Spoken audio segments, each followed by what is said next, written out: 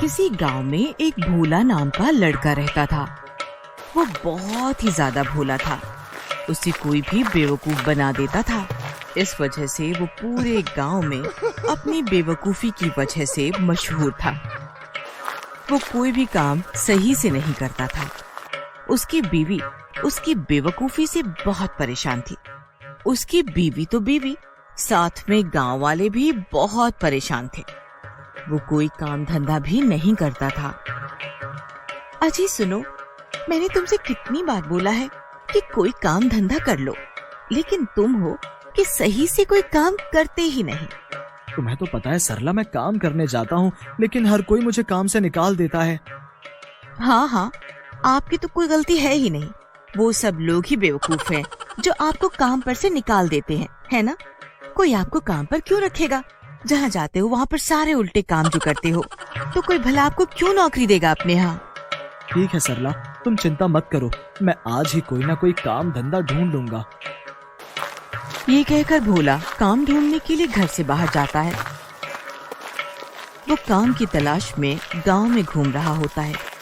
तभी वो देखता है कि कुछ लोग कुश्ती लड़ रहे हैं। भोला का भी मन हुआ कि मैं भी कुश्ती करूंगा।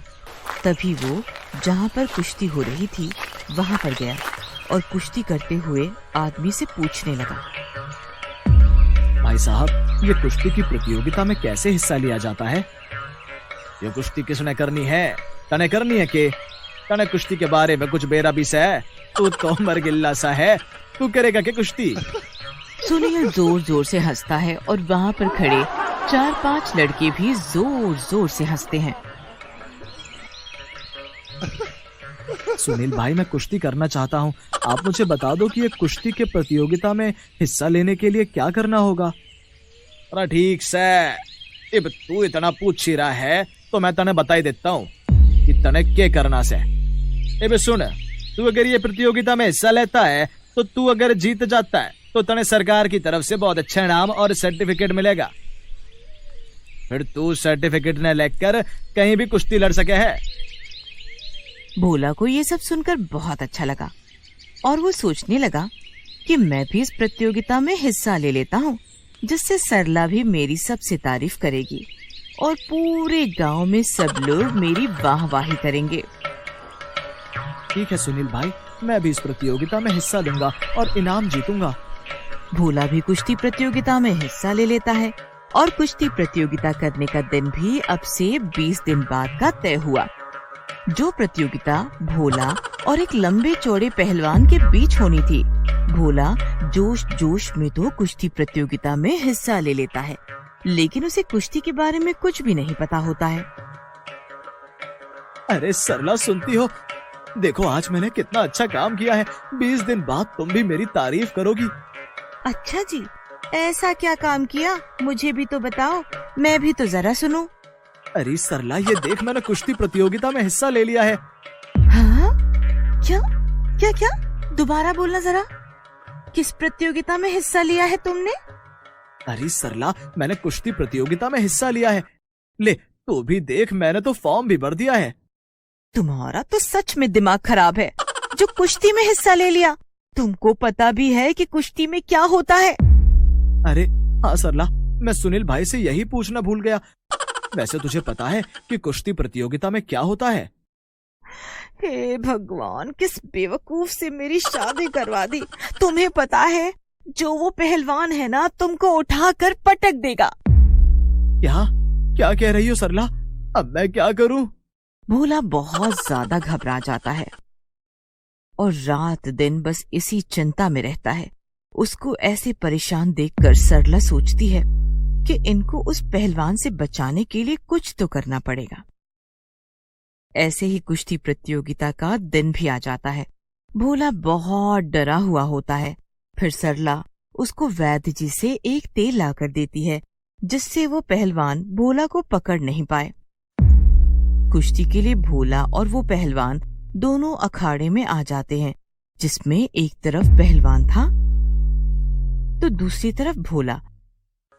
सभी लोग अखाड़े के आसपास खड़े हो जाते हैं और सभी भोला की बेवकूफी पर हंस रहे होते हैं। हे भगवान, मैंने किस मुसीबत को गले लगा लिया। ये तो अगर मेरे हाथ भी लगाएगा तो मैं तो यहीं ढेर हो जाऊंगा। सुनो जी, जो मैंने तुमको वो तेल दिया था वो तुम लाए हो? हाँ लाया हूँ, मगर इस पहलवान को देखकर लग नहीं रहा कि ये तेल इसकी मोटी चमड़ी पर कुछ असर करेगा। आप बस हिम्मत मत हारो, बस ये तेल अपने शरीर पर अच्छे से लगा लो। फिर भोला वो तेल चुपके से अपने शरीर पर लगा लेता है। फिर भोला और वो पहलवान कुश्ती के लिए आगे आते हैं। जैसे ही पहलवान भोला की ओर आने के लिए भागा तो भोला ने उसके पैरों को नीचे से पकड़कर उसे गिरा दिया।